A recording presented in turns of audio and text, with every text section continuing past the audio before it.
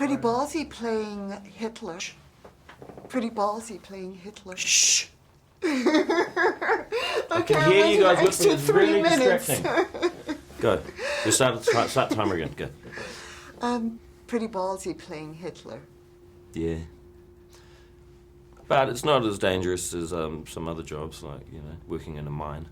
Well, I think that if you get to be the director, you would choose a different character for yourself. Like, Well, I would have if there was any other characters that looked like I look, or like, you know, maybe I could have played a Turkish guy. But yeah, there just didn't seem to be any roles in there for me anyway. And when I first wrote this, when I first wrote the script, it was about 2011, 2012, and I had no intention of playing the role then. Then after about 6 years, what are we talking about? The mic, something with the mic. Mike Shadow? Oh, I'm sorry. On B side. I'm sorry. Go ahead. Sorry about that. That's all right. shall we continue? Are we starting again, or No, go ahead. Yes, okay? am I going to be able to use it? Yeah. Okay. Well, this feels weird. Okay. You paused it, now let's continue. Okay, what were we talking about? Playing Hitler. So I had no intention of playing Hitler when I was... I'm going to give you this so concise and perfect, this little answer. When I was writing the script in 2011, I had no intention of playing Hitler. I imagined that would, have to get, well, a white actor, but also someone who, probably had a little bit more status in the Hollywood game. And so I didn't really feel like there was any role for me in this film. Then I went off and made 3 other movies, and so that took about 6 or 7 years.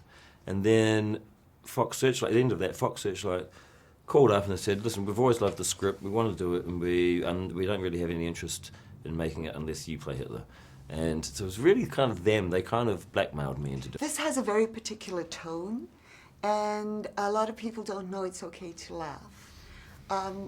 Talk a little bit about that. We've got a huge history of great comedy taking on serious social issues. Yeah, comedy is a very powerful tool for taking on social issues, and also pointing the finger at regimes and bigots and dictators, and. So then that's something that I always wanted to do. I wanted to make something that felt like it sat within this world of satire and things like that. It was always my intention to use comedy in that way. Was there something in your past that attracted you to the subject matter? Because it's very relevant in this day and age. When I wrote it, it didn't feel as relevant as it feels now because there weren't as many of these events happening around the world in 2011. But you it was come a from more New peaceful Zealand, time. where there's been the Maori issue, and Oh, for sure. that influenced For sure. you. I mean, I've always been against racism and bullying, and I wanted to do something that dealt with some of that stuff.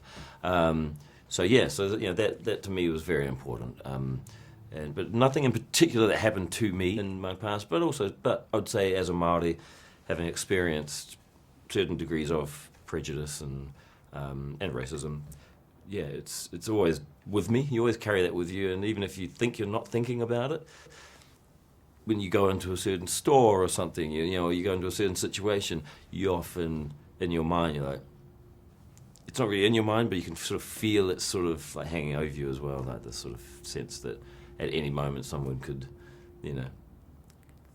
land you with with some sort of an act of hate or an act of prejudice. You took it on very well, with great humour. Thank you. Thank you, Simon.